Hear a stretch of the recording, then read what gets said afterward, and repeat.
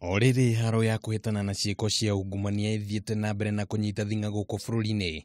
Mutongoria wa kiama kia Wiper Kalonzo Musyoka ni amurikitwo thutha wake gwikinya igongona-ini ria gucokia ngatho ria Don Bosco Gishana uria ukoretwo kioho-ini thutha wa gukuruhanio na uhorania wa mbeca bururi-ini wa Tanzania.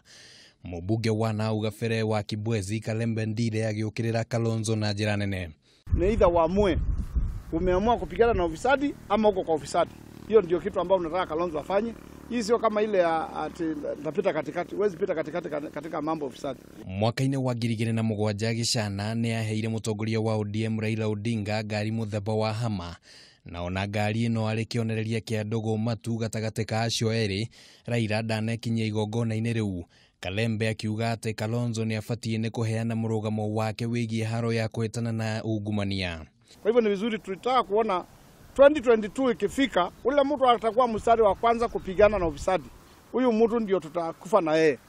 Na kama ikiendelea tuone ni Uhuru peke yake amewachwa na Raila wakipigania ufisadi na Songo, basi tutasema hata Uhuru asiende nyumbani. Kaida-ini kau Kalembe ni augite ati Kalonzo ari umwe waria matetagira munini wa mucirithania munene Philomena Mwilu riria akinyirio igoti-ini agicukirwo ungumania na gukiri uguo akagia na ciuria nyingi ciigie kana Kalonzo ni aranyita mbaru haro ya ungumania. Mwena-ini wake uria wari mubunge wa Taveta Jackson Mwalulu ni augite ati haro ya ungumania ndibatie ni gukorwo na andu marathutukanio.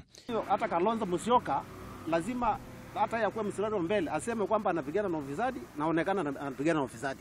Si kusema anapigana na ufisadi alafu anaenda kujitambulisha na wafisadi. Ngiribotera mohoro ma Kameme TV, retwa riakwa ni Kimani Wangũnjiri.